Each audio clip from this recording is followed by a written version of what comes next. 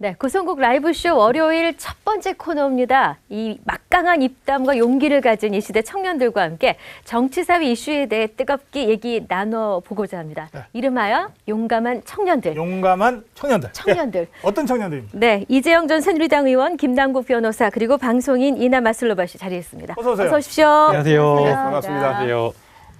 저희들이 사진 자료를 미리 준비했는데 아까 보니까 진짜 막 용감하게 보이네. 네. 선거 때 찍은 사진인 것 같은데. 네. 네. 아, 그래요. 이나 마슬로바 씨? 네, 예. 어느 나라 사람이세요? 저는 러시아 사람이지만 한국 예. 국적도 가지고 있습니다. 아, 한국 네, 국적을? 귀화했습니다. 그러시구나. 그럼 네. 한국 이름도 있어요?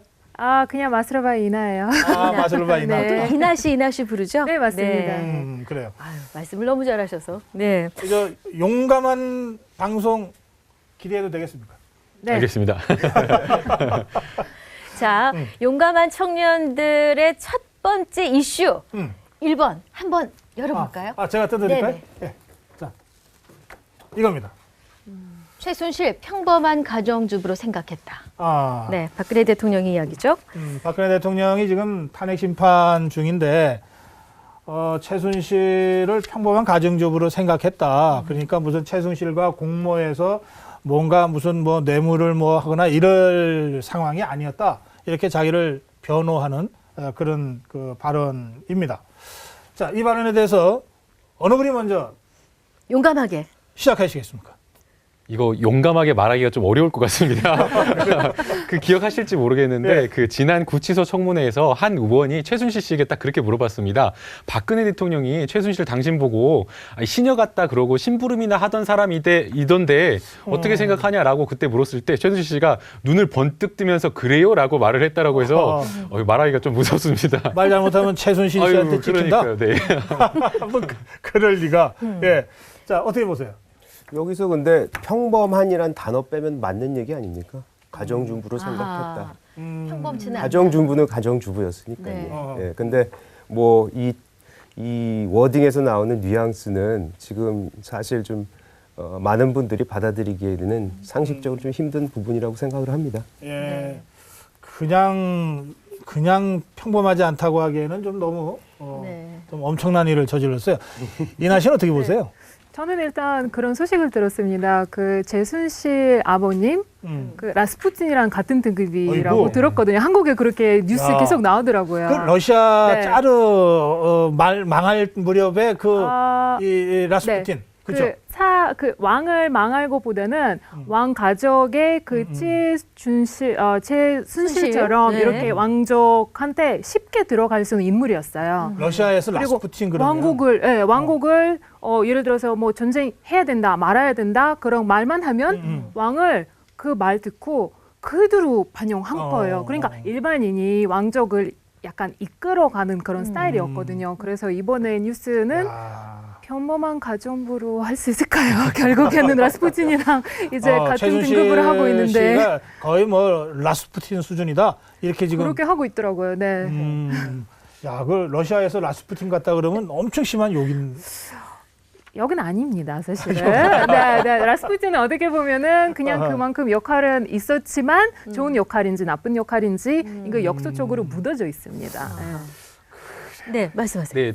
네, 그 박근혜 대통령이 최순실을 평범한 가정주부로 생각했다. 이 말을 과연 어디서 했는지 조금 살펴볼 필요가 있다고 생각이 듭니다. 네. 뭐 청와대 관계자나 지인들에게 나 억울하다라고 하면서 저렇게 호소는 할 수 있다라고 생각이 됩니다. 근데 저 말이 2월 3일 날 박근혜 대통령이 탄핵 소추안에 대한 피청구인의 입장이라는 그 공식 문서에서 저런 이야기를 했다라는 겁니다. 아하. 그러니까 본인은 박근혜 대통령은 정말 최순실 씨가 평범한 가정주부라고 생각해서 전혀 뭐 K재단과 미르재단 이런 것과 관련해서 최순실 씨가 개입할 것으로는 생각하지 못했다라는 그 이야기를 하고자 한 겁니다. 그런데 저희가 뭐 너무나 여러 차례 보도가 됐듯이 뭐 박근혜 대통령이 최순실 씨 뭐 부탁을 뭐 하나 두 개 들어준 게 아니지 않습니까? 심지어는 뭐 KD 코퍼레이션, 뭐 미사리 땅, 뭐 미얀마 사업 수많은 그런 것들을 다 들어주면서 평범한 가정주부를 생각했다라고 하는 게 참 누가 믿을 알겠습니다. 수 있을지 예. 의심스럽습니다. 뭐 지금 이나 씨가 라스푸틴 얘기까지 하셔가지고 뭐 그런데 사실 우리가 좀 냉정하게 생각해야 될 대목은 도대체 이 사태의 성격을 우리가 어떻게 봐야 되는가? 최순실 씨가 뭐 이렇게 농단한 사건인지 아니면 박근혜 대통령과 최순실 씨가 서로 이렇게 뭐 지금 검찰 기소는 그렇게 돼 있지 않습니까? 서로 짜고 뭐 이렇게 겁박해서 뇌물을 뜯은 사건인지 아니면 이게 정치 권력의 이런 시스템에서는 필연적으로 불거져 나올 수밖에 없는 되풀이되는 악순환으로 봐야 되는 것인지 세 분은 어떻게 보시는지 짧게 좀 이재영 의원. 저는 뭐 과거에 우리가 정권을 보면은요, 뭐 최순실이라는 사람은 없었다 치더라도 이런 유사한 국정농단이라고 할 수 있는 수준까지의 사건들이 많이 있었습니다. 그래서 지금 우리가 뭐 개헌 얘기도 나오고 또 다음 대통령이 누가 되면은 또 다른 이러한 문제들이 일어날 거라고 얘기를 계속 하는데 사실 권력 구조하고 우리 대한민국의 사회 시스템이 전반적으로 바뀌지 않으면은 또다시 이것이 또 되풀이되지 않을까 저는 사실 그런 걱정을 합니다. 네, 짧게 저는 좀 다른 의견을 가지고 있습니다. 그 뭐 이재정 의원님께서는 과거 정부에도 이런 게이트 수준이 있었다라고 말씀하시지만 과거의 어떤 게이트와는 완전히 차원이 다르다고 생각이 됩니다. 과거의 게이트들은 권력, 그러니까 집권 권력이나 이런 것들을 등에 업고서 뭔가 돈을 뜯거나 이렇게 했지만 이번에 지금 최순실 씨의 국정농단은 박근혜 대통령이 직접적으로 개입해서 박근혜 대통령에 의해서 수행이 된 겁니다. 박근혜 대통령이 안종국 수석을 지시를 했고 박근혜 대통령이 조원동 수석을 지시했고 박근혜 대통령이 공무원들을 수적처럼 부려가지고 게이트를 만들어 국정농단이 이루어졌기 때문에 과거의 어떤 게이트와는 완전 본질적으로 차원이 다르다라는 생각 때문에 이것에 대한 어떤 책임이나 이런 것들은 결국에는 박근혜 대통령이 직접 책임을 지는 게 맞다라는 생각이 듭니다. 반론하실래요? 뭐 그렇게 볼 수도 있는데요. 사실은 그것이 구조적에서 나오는 문제이기 때문에 그 구조를 바꾸지 않으면은 전 미래는 똑같은 일이 일어날 거로 생각을 합니다. 김남국 변호사 진단에 동의하면서도 모든 거는 악마는 디테일에 있거든요.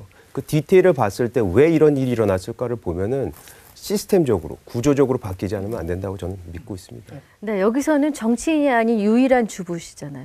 그리고 외국인 신분으로서 네.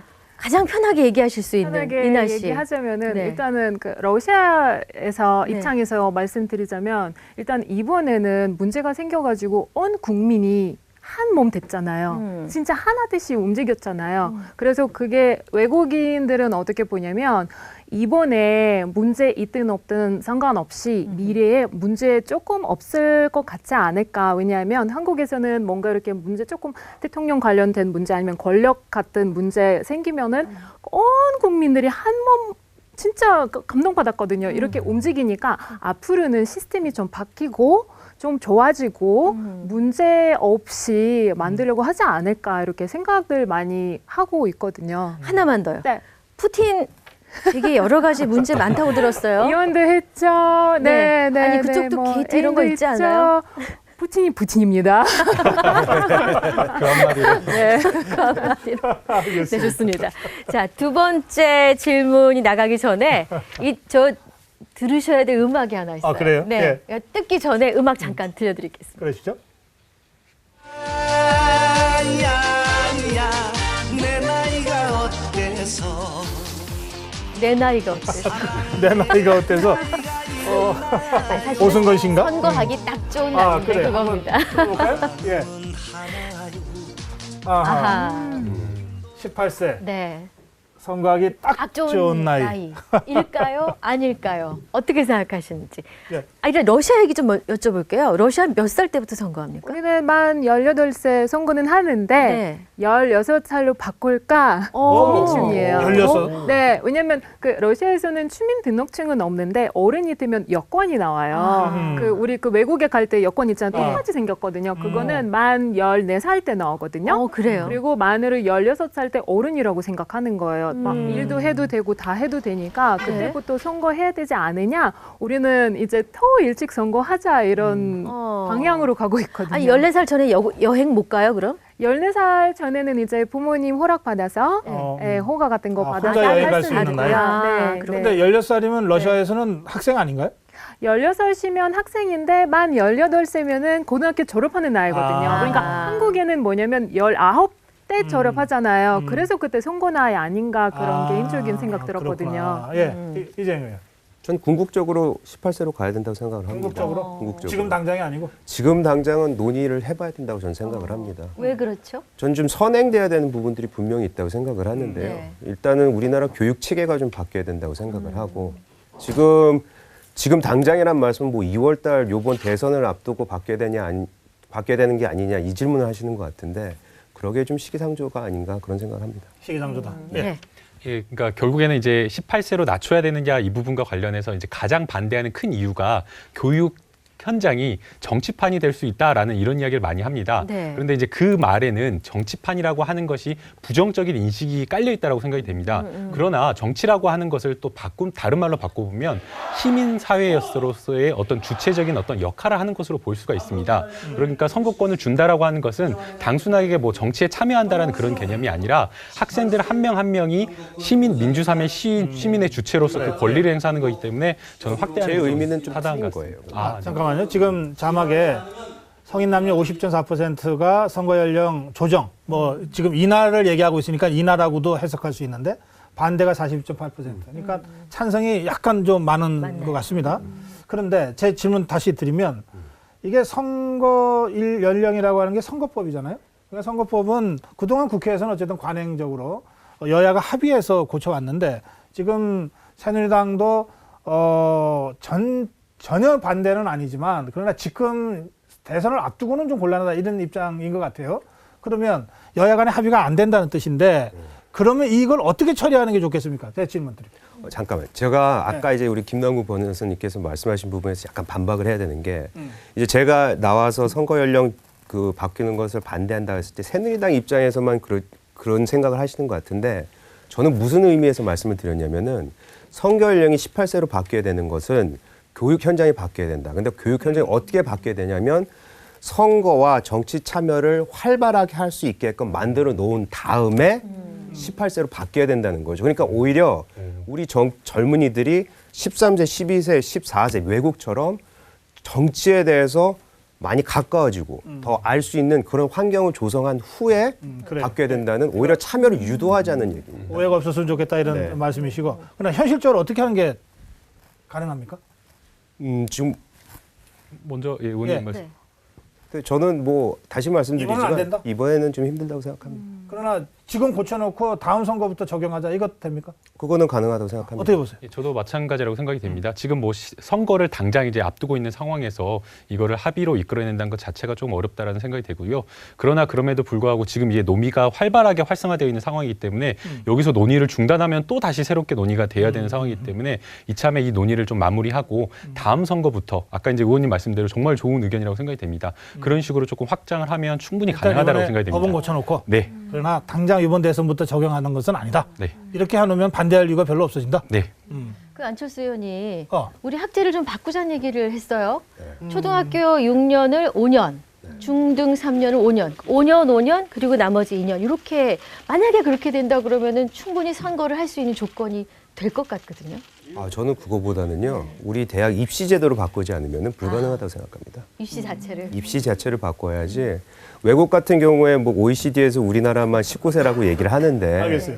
근데 너무 이제는 복잡한 그 얘기긴 합니다만 선거 연령 인하 조정도 어렵지만 입시제도 바꾸는 거는 어떤 면에서 더 어려워서 배보다 배꼽이 더 큰 얘기 지금 하고 있는 거 아닌가 싶기도 한데요. 그럼 어쨌든 문제의식은 꿈은 꿔야죠 우리가. 그래요. 그저 러시아에서는 선거 연령 얘기하면 이렇게 여야가 또는 네. 보수 진보가 치열하게 싸웁니까?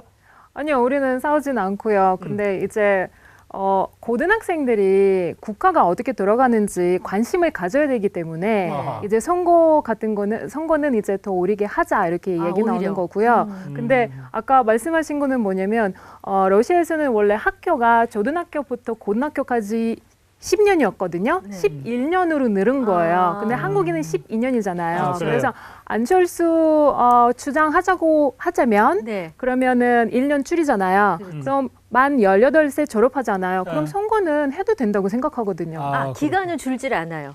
기간 5년, 줄지 5년, 않아요? 그리고 기간 취업을 줄여야죠.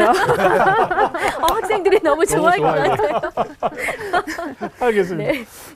예, 어쨌든 두 분, 여야에서 나오신 두 젊은 정치인은 이번에 고쳐놓고 적용은 다음부터 하더라도 이렇게 논의가 활성화된 것을 또 다음으로 그냥 미루는 것은 안 좋겠다 이런 의견이십니다. 네.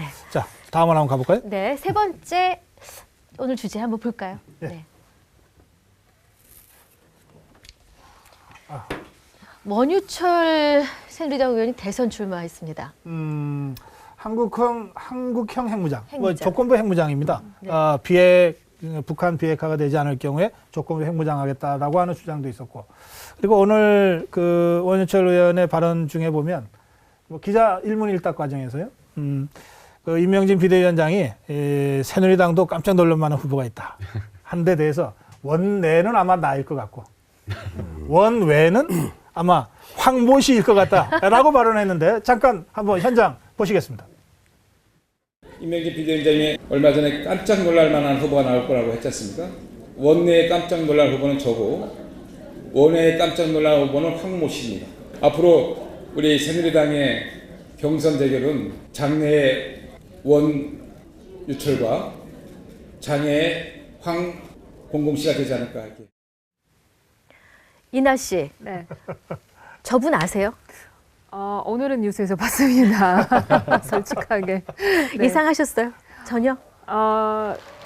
저는 사실은 그 뉴스를 보는 이유가 뭐냐면 이분이 대선 출마하겠다고 그런 거 보는 거 아니라 네. 핵무장이 더 걱정스럽더라고요. 아하. 사실은. 근데 러시아도 핵 가지고 있기는 하는 나라이긴 네. 이긴 한데 사실은 위험하기 때문에 그것부터 걱정되더라고요. 외국인으로서. 러시아는 핵이 엄청 많잖아요. 많습니다. 근데 러시아는 다 이제 등록을 다 한 상태고요. 다수 국가가 다 등록됐잖아요. 그렇죠. 뭐 네. 미국이라든가 프랑스, 러시아 뭐 네. 다 등록은 돼 있는데 이제 얼마나 위험한지 요즘은 줄이고 있잖아요. 아. 그래서 저는 그게 또 걱정스럽더라고요. 이나 씨가 이 황모 씨보다는 핵에 더 관심이 네. 있다니까 그 대목을 한번 더 확인해 보겠습니다. 국민적 합의에 기반한 비핵화 대화를 지속하면서 비핵화 실패 시 조건부 핵무장을 추진하겠습니다. 국제사회의 불필요한 오해를 피하기 위해 한국이 핵무장을 원하는 것이 아니라 북한 위협만을 대상으로 해서 다른 국가의 위해가 되지 않고 북핵 해결 시에는 언제든 핵을 포기하겠다는 삼불 원칙을 견지해 나가겠습니다. 이나 씨, 네. 걱정스럽다 그랬는데 저 설명을 직접 들으니까 어떠세요? 그래도 걱정스럽습니다. 어쨌든 핵무장은 네. 네. 어떤 상황에서든 걱정스러운 일이다. 네, 맞습니다. 그래요. 예. 네, 현실적으로 사실은 어려운 이야기입니다. 뭐 너무나 많은 사람들이 저거는 불가능하다. 한미 원자력 협정에 의해서도 안 되는 것이고 우리가 또 이미 1991년도에 비핵화를 선언한 바 있기 때문에 불가능한 것입니다. 그래서 과거에 저 원유철 원내대표가 저 발언 언제 했는가 봤더니 2011년도부터 그때부터 줄기차게 계속 해오고 있으시더라고요. 네, 일관되게 하고 있어요. 일관되게 네. 하시는데 그때마다 다 그 새누리당 내에서도 안 된다라고 비난을 받고 있는데 저렇게 하는 것은 결국에는 당내에서 뭔가 본인의 어떤 입지를 좀 강화하기 위한 것 같은데 무리한 발언인 것 같습니다. 네, 뭐 보수 결집도 해야 되고 본인이 또 지금 현재 대선 후보로 나왔으니까 하나의 캐릭터를 만들어야 되는 것도 숙제이긴 한데 네. 감당 안 되는 주제라고 저는 생각합니다. 그 많은 분들이 그 보수 세력까지 포함해서 이 원유철 후보의 이 핵무장론을 걱정해요. 그래서 제가 한번 질문한 적이 있습니다. 왜 다들 걱정하는데 계속 주장하냐? 그러니까 제가 정부가 아니지 않습니까? 국회의원은 이런 발언이라도 해서 정부가 레버리지로 쓸 수 있도록 할 필요도 있습니다. 이 국방위원장을 지냈기 때문에 그런 어떤 전략적인 고려도 있다라고 전화 설명을 들은 바가 있습니다만, 그러나 말씀하시는 대로 이게 현실적으로 가능하지도 않고 조금 무리하다라고 두 분께서 말씀하셨습니다. 짧게 아까 그 봤던 그 황모 씨가 누군지는 아세요? 아니요. 아닙니다. 다문화 가정이 100만을 넘은 시대이기 때문에 그 모 씨 이렇게는 안 하시는 게 좋겠습니다. 대선 주자들은 네. 이제 네. 그렇죠. 다 불어서 서야죠. 그렇죠. 네.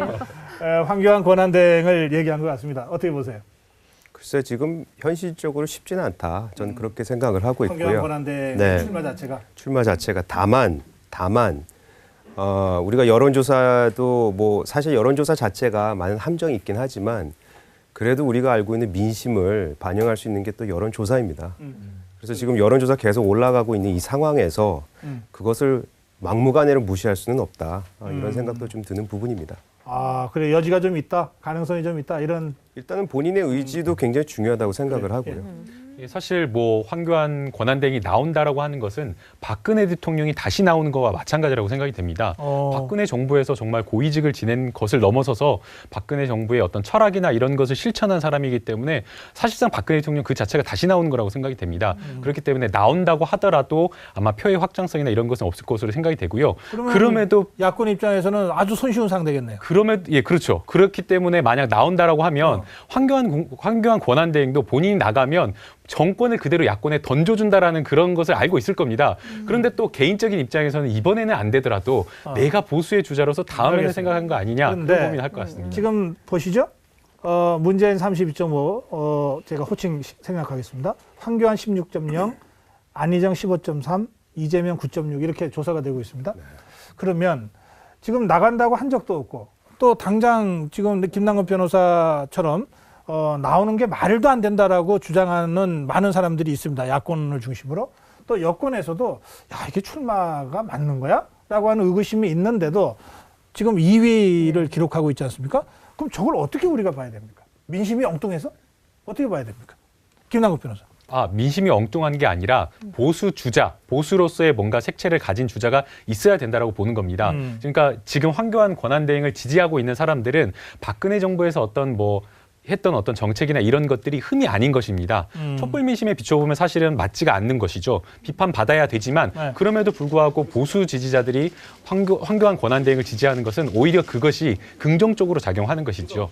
그렇기 때문에 아마 그렇게 이해를 하는 게 맞을 것 같습니다. 그러면은 황교안 지지를 하는 국민도 어쨌든 국민이고 민심이다. 그렇죠. 그런 네. 민심은 확실히 현실적으로 있다. 네. 예, 그건 인정하시는 거고. 예. 제가 정치를 해보니까요. 우리가 항상 이제 잊고 사는 게 뭐냐면 우리 국민들이 얼마만큼 이 강한 균형 감각을 가지고 있는지 잊고 삽니다. 우리 보수가 물론 뭐 아까 박근혜 대통령에 대해서 여러 가지 정책에 대한 잘못된 부분도 말씀하셨지만 그걸 싸그리 다 우리가 쓰레기통에 넣을 필요는 없다고 생각을 하고요. 그런 부분에 있어서는 우리 국민의 그 균형 감각이 살아나는 그런 모습이 아닌가 그런 생각을 해봅니다. 이나 씨는 투표권이 있으시죠? 네, 있습니다. 이 두 분은 정치적인 어떤 신념을 다 갖고 계신 분인데 이나 씨 아까 황교안 권한대행 얼굴 보셨잖아요. 많이 네네네. 보셨잖아요. 느낌 어떠세요? 황모 씨라고 나오니까 모르겠더라고요. 근데 이제 이런 들으니까 어떠세요? 알죠. 이미지가. 이미지는 좀 제가 보기엔 그냥 개인적인 생각으로는 강하긴 한데 근데 지금 이제 황교안이 이제 뭐 대통령 대선 출마해야 되나 말아야 되나 그렇게 물어보시잖아요. 근데 제 생각에는 국민들이 더 누구를 선택하는지에 따라서 더 중요하다고 생각하거든요. 좀 돌려서 대답할게요. 민심을 좀 더 봐야 되겠다. 네. 그런 말씀. 알겠습니다. 자, 오늘 저 고성국 라이브쇼 첫 방송하고 있습니다. 그리고 첫 번째 코너 용감한 청년들의 진짜 용감하게 나와주신 세 분이신데요. 자, 오늘 세 분 감사드립니다. 이재영 전 새누리당 의원 그리고 김남국 변호사, 방송인 이나 마슬로바시 고맙습니다. 고맙습니다. 감사합니다. 감사합니다.